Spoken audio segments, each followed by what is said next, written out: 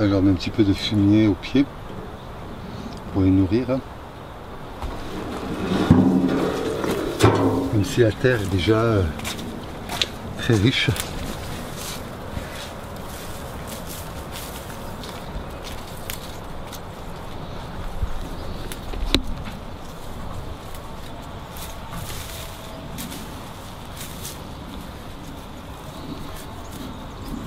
On est en permaculture là, donc tu vois, on ne travaille jamais le sol.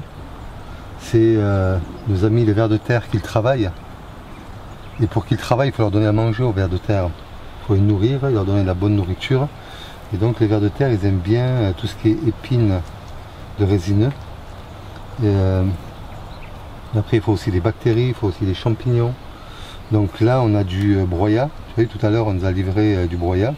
Donc des élagueurs qui élaguent des arbres dans des jardins là, privés, sur Bayeux-Caisse. Et pour eux, c'est un déchet. Et ils nous l'amènent. Et pour nous, tu vois, c'est une richesse qui retourne à la terre et qui va enrichir le sol. Et tu vois, ça fait des années que je fais ça. Donc on commence à avoir, tu vois, un sol qui est très riche. Et les vers de terre, les bactéries, les champignons vont venir digérer tout ça et faire un sol dans lequel on peut faire pousser des légumes et des fruits comme des melons. Et chaque année on rajoute une couche comme ça et c'est composté ou c'est comme dans les forêts, hein. C'est le principe de la forêt. Tu as les branches qui tombent, les épines, les feuilles, ça tombe au sol et puis les bactéries, les champignons, les vers de terre transforment tout ça en un aliment qui va à nouveau alimenter l'arbre. Et donc ici on crée le même processus que dans les forêts. Et tu vois, il y a plein d'insectes qui viennent, si on les voit comme ça là, il y a plein d'insectes qui viennent broyer en fait cette lignine comme ça. Et tu vois, il y en a ici là, ces insectes là, qui viennent broyer cette lignine, qui viennent la digérer et qui la rendent plus facilement assimilable. Tu vois, il y a plein d'insectes, il y a des araignées, il y a des fourmis.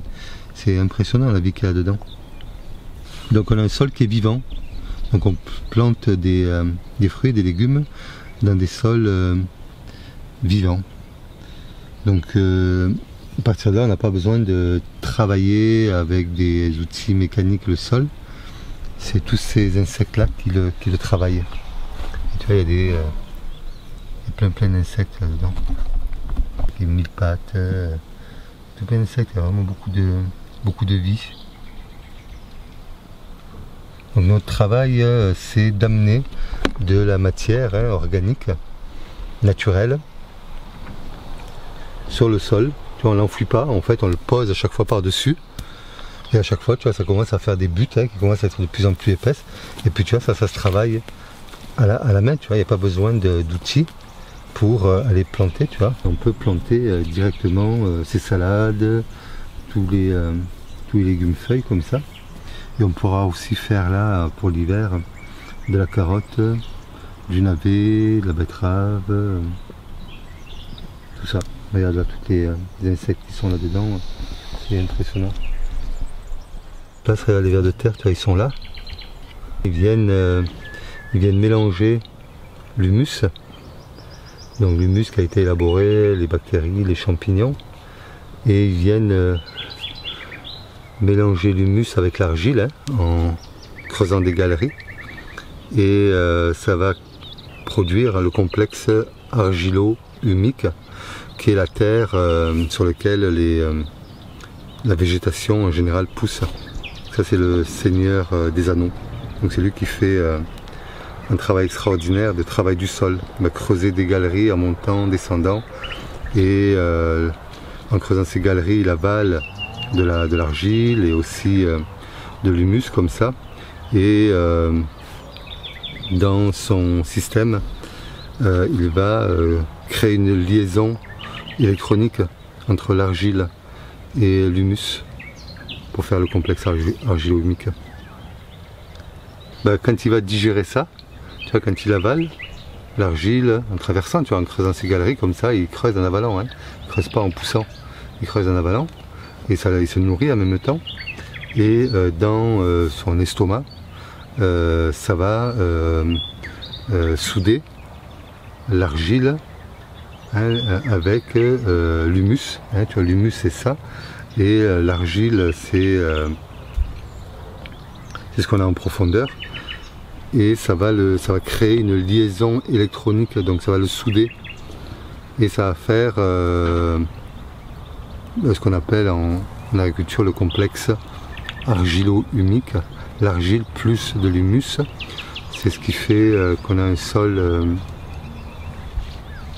maraîcher. On n'a rien inventé à l'agriculture, on n'a rien inventé, hein. On a juste reproduit ce que fait la nature depuis des milliards d'années, hein. C'est tout, hein. Donc c'est ce qu'on s'applique à faire là. Alors avec l'agriculture conventionnelle, le complexe argilo-humique, on ne l'utilise plus. On amène ils amènent en agriculture conventionnelle, hein, ils amènent des engrais de synthèse, donc des engrais qui sont fabriqués dans des usines, hein. Il y en a une à Toulouse, hein, AZF, hein, qui a explosé il y a des années. C'est une usine qui fabrique de l'ammonitrate. De l'ammonitrate, c'est du nitrate ammoniacal, c'est ce qui est utilisé par tous les agriculteurs en conventionnel. Eux, ils n'utilisent pas du tout ça, tu vois. Ça, ils vont pas en chercher. Ils vont chercher un sac d'engrais chimiques, hein, et la plante va se nourrir directement de cet engrais. Alors que là, nous, ça doit passer par le sol, tu vois, tout ça, ça va passer dans le sol, par les champignons, par les bactéries, par les vers de terre, pour avoir ce complexe-là, dans lequel les plantes vont venir chercher leurs nutriments. Donc nous, notre travail, c'est de nourrir la terre, pour que la terre nourrisse des fruits, des légumes, des plantes, et puisse nous nourrir. En agriculture conventionnelle, la vie du sol est beaucoup moins importante. C'est ce qui fait la grosse différence, tu vois, entre l'agriculture conventionnelle et l'agriculture conventionnelle chimique, hein, de synthèse, et l'agriculture biologique. L'agriculture biologique, c'est aussi une agriculture chimique, hein, mais une chimie organique, une chimie naturelle. Tout est chimique, hein, tu vois. Je parlais tout à l'heure des liaisons entre l'humus et l'argile, c'est une liaison chimique, hein, entre des électrons. Mais c'est de la chimie naturelle. On est un organisme chimique aussi, mais une chimie produite par la nature.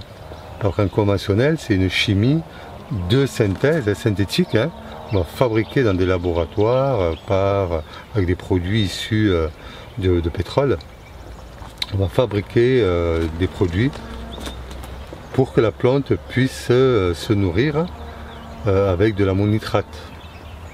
Et l'ammonitrate, ça va vider les sols, puisqu'on n'amène plus de matière organique. Donc cette matière organique, au bout d'un moment, elle est digérée par toute la vie. Au bout d'un moment, il n'y en a plus. Et il n'y a plus de vie dans les sols, ou très très peu. Et la plante, elle se nourrit exclusivement, tu vois, de cet ammonitrate. Et cet ammonitrate, tu vois, fait pousser très fort les plantes. On a 33% d'azote dans l'ammonitrate, alors que dans des composts comme ça, on a 1% d'azote.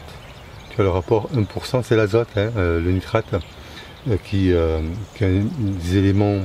des premiers éléments, tu vois, pour faire pousser les végétaux, c'est l'azote. Et quand ça se décompose, tu vois, dans le sol, ça va amener 1% d'azote.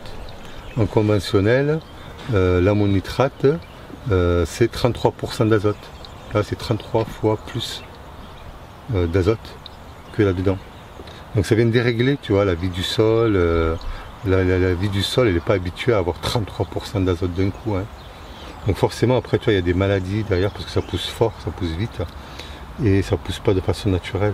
Donc c'est pas des aliments, c'est pas une agriculture qui est saine pour ni la terre, ni les plantes, ni les humains qui la mangent. Et puis c'est pas durable parce que tu vois, ça on finit par avoir des sols qui sont complètement desséchés. Il ne reste plus que l'argile. On n'a plus l'humus. Et donc on n'a que de l'argile, donc on a des sols qui sont complètement jaunes, marron, clairs. Il ne reste que l'argile. Et c'est des sols qui sont morts. C'est des déserts. Et un sol, tu vois, dans la nature, il met une cinquantaine d'années pour se produire avec des arbres, de l'herbe, etc. Il faut une cinquantaine d'années, tu vois, pour faire un sol vivant. Et en agriculture conventionnelle, en moins de 50 ans, tu vois, on a vidé ces sols. Donc là, tout mon travail, tu vois, c'est depuis que je suis arrivé ici, c'est de nourrir le sol, alors de façon artificielle, entre guillemets, dans le sens où il n'y a pas d'arbre au-dessus de notre tête, là, tu vois. Donc j'amène des broyats, donc j'amène de la matière végétale, tu vois, des épines de pin, des écorces, du bois, de la lignine, et comme pour reproduire le principe de la forêt.